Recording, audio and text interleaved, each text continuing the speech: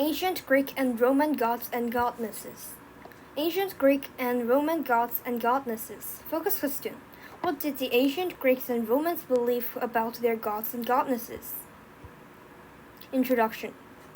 An ancient Greeks told stories about great wars, adventures, and romance. They built temples to their gods and goddesses and crafted great works of art.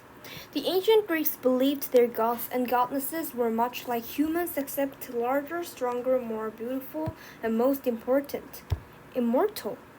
They were called Olympians because they lived on Mount Olympus.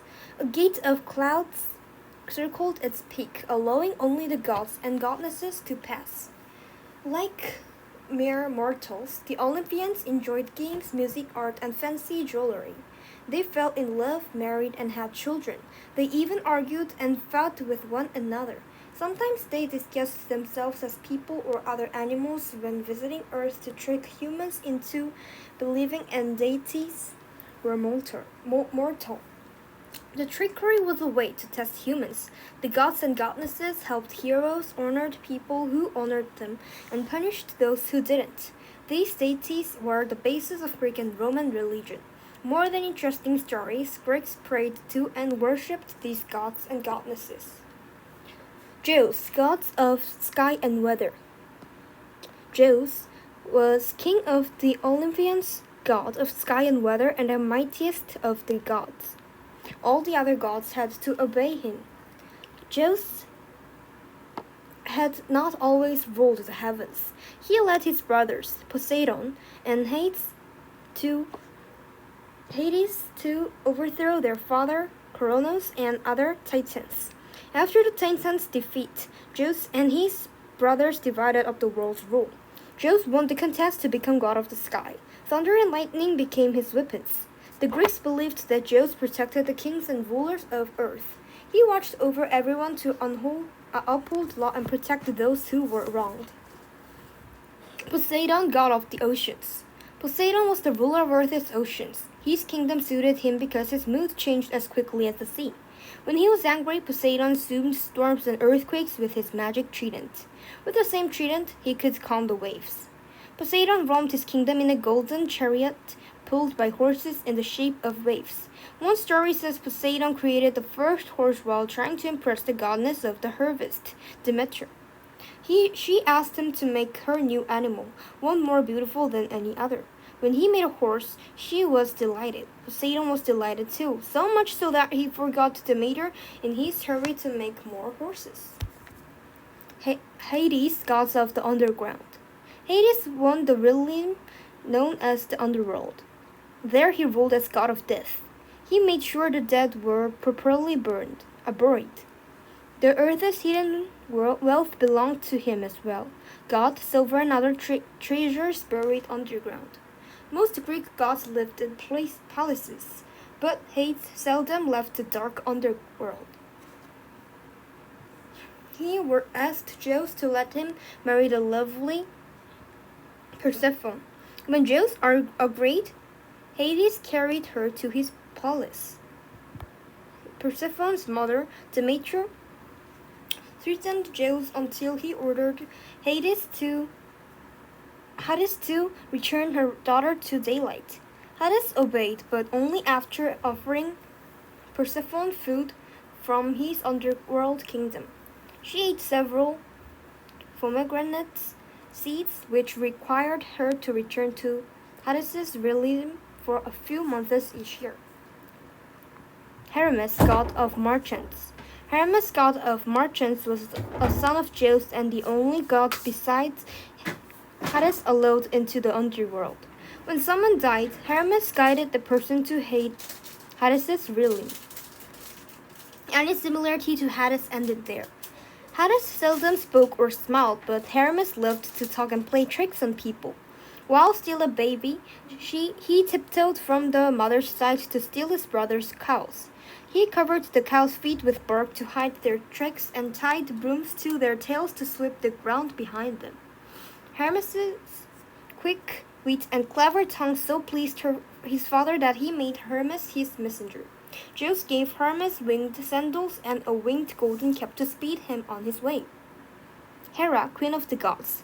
Hera, the goddess of marriage and childbirth, was Zeus's wife and queen of the gods. She was one of the few allowed to argue with Zeus. Hera wore a royal crown, carried a scepter tipped with a lotus blossom, and drove a chariot pulled by peacocks. Greek women asked for her blessing at weddings. Hera was also the goddess of childbirth, thought to protect a mother when giving birth. How the Romans got their deities. The Romans in the 7th century BCE admired the Greeks so much that they modeled their society on that of Greece. They even had the same gods and goddesses but expanded their personalities. Some became more warlike, while others became less powerful. The Roman versions of the names of these deities deities are the ones given to the planets in our solar system. Artemis, goddess of hunting. Artemis was the goddess of hunting, the wilderness, and wild animals. While still a child, she convinced her father, Zeus, to let her stay unmarried forever. She would spend her days hunting in the mountains and forests. With nymphs to tend their homes, Artemis both protected animals and hunted them, thus making her popular among game hunters. Artemis was a particular favorite goddess among worshippers in rural populations due to her association with wild nature. Greeks and Romans used music and dance to worship Artemis. Artemis was also a goddess of childbirth because she helped her mother give birth to her twin brother. Artemis' role as a childbirth goddess differed from Hera's.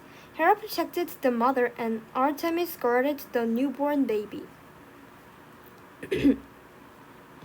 Hephaestus, god of fire, crafts, and blacksmiths.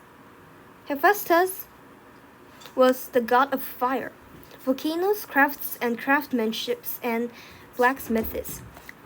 He was born with a disability affecting his legs, and when his mother Hera saw him, she was so upset that she threw him from Olympus. Hephaestus fell to the ocean far below, where sea goddesses found him and gave him shelter. He lived with them for 9 years, working as a blacksmith until he became the Olympians' most skilled craftsman. Both deities and heroes delighted in his finely crafted weapons, armor, and jewelry. One day, Hephaestus made a marvelous throne of gold and sent it to Olympus.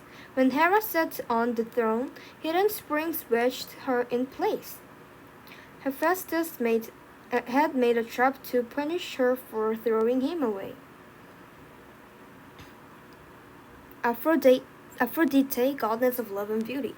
Golden-haired Aphrodite was the goddess of love and beauty.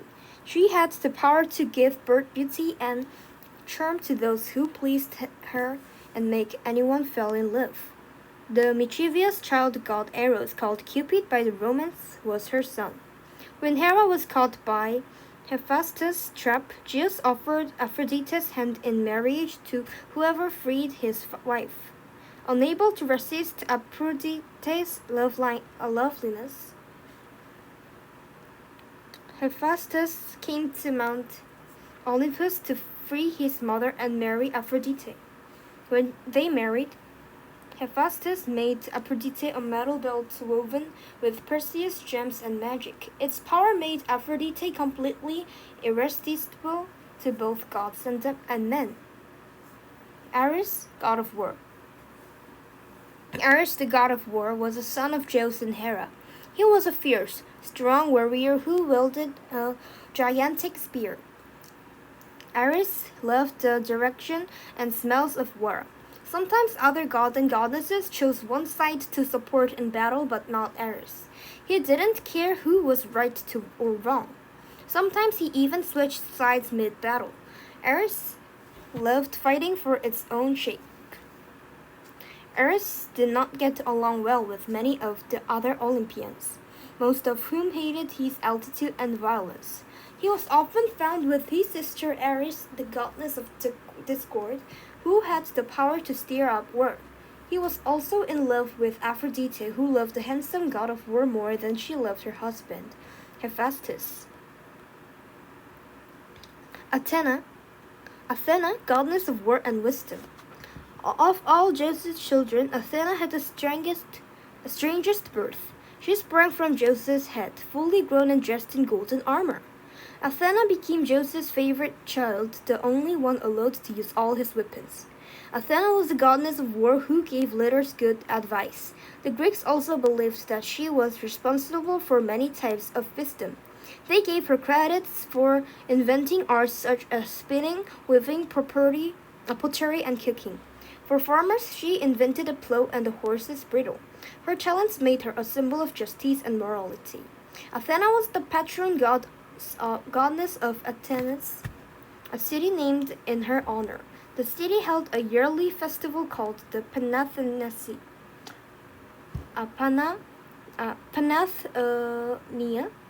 Panathenaea to thank Athene. Conclusion.